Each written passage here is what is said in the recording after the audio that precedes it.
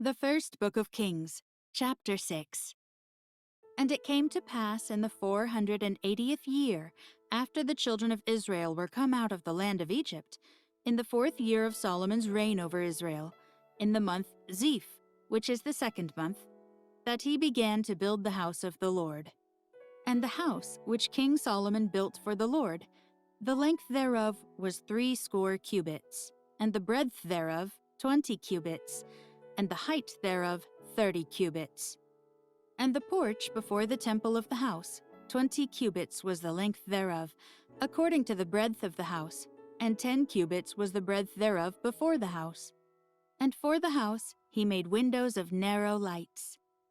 And against the wall of the house he built chambers round about, against the walls of the house round about, both of the temple and of the oracle, and he made chambers round about.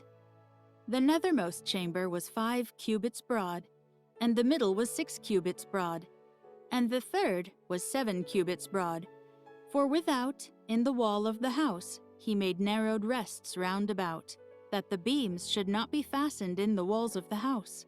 And the house, when it was in building, was built of stone made ready before it was brought thither, so that there was neither hammer nor axe, nor any tool of iron heard in the house, while it was in building. The door for the middle chamber was in the right side of the house, and they went up with winding stairs into the middle chamber, and out of the middle into the third. So he built the house and finished it, and covered the house with beams and boards of cedar. And then he built chambers against all the house, 5 cubits high, and they rested on the house with timber of cedar. And the word of the Lord came to Solomon, saying, Concerning this house, which thou art in building, if thou wilt walk in my statutes, and execute my judgments, and keep all my commandments to walk in them, then will I perform my word with thee, which I spake unto David thy father. And I will dwell among the children of Israel, and will not forsake my people Israel. So Solomon built the house, and finished it. And he built the walls of the house within with boards of cedar, both the floor of the house and the walls of the ceiling. And he covered them on the inside with wood, and covered the floor of the house with planks of fir. And he built 20 cubits on the sides of the house, both the floor and the walls with boards of cedar. He even built them for it within, even for the oracle, even for the most holy place. And the house, that is, the temple before it, was 40 cubits long.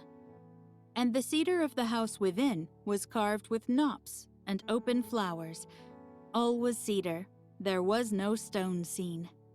And the oracle he prepared in the house within, to set there the ark of the covenant of the Lord. And the oracle in the forepart was 20 cubits in length, and 20 cubits in breadth, and 20 cubits in the height thereof. And he overlaid it with pure gold, and so covered the altar, which was of cedar. So Solomon overlaid the house within with pure gold. And he made a partition by the chains of gold before the oracle, and he overlaid it with gold. And the whole house he overlaid with gold, until he had finished all the house. Also the whole altar that was by the oracle he overlaid with gold. And within the oracle he made 2 cherubims of olive tree, each 10 cubits high. And 5 cubits was the one wing of the cherub, and 5 cubits the other wing of the cherub. From the uttermost part of the one wing unto the uttermost part of the other were 10 cubits. And the other cherub was 10 cubits. Both the cherubims were of one measure and one size. The height of the one cherub was 10 cubits, and so was it of the other cherub. And he set the cherubims within the inner house, and they stretched forth the wings of the cherubims, so that the wing of the one touched the one wall, and the wing of the other cherub touched the other wall, and their wings touched one another in the midst of the house. And he overlaid the cherubims with gold.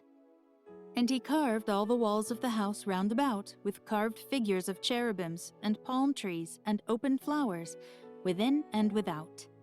And the floors of the house he overlaid with gold, within and without. And for the entering of the oracle he made doors of olive tree.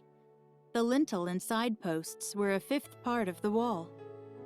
The 2 doors also were of olive tree, and he carved upon them carvings of cherubims and palm trees and open flowers, and overlaid them with gold, and spread gold upon the cherubims and upon the palm trees. So also made he for the door of the temple posts of olive tree, a fourth part of the wall. And the 2 doors were of fir tree. The 2 leaves of the one door were folding, and the 2 leaves of the other door were folding. And he carved thereon cherubims and palm trees and open flowers, and covered them with gold fitted upon the carved work. And he built the inner court with 3 rows of hewed stone, and a row of cedar beams. In the 4th year was the foundation of the house of the Lord laid, in the month Zeph. And in the 11th year, in the month Bul, which is the 8th month, was the house finished throughout all the parts thereof, and according to all the fashion of it. So was he 7 years in building it.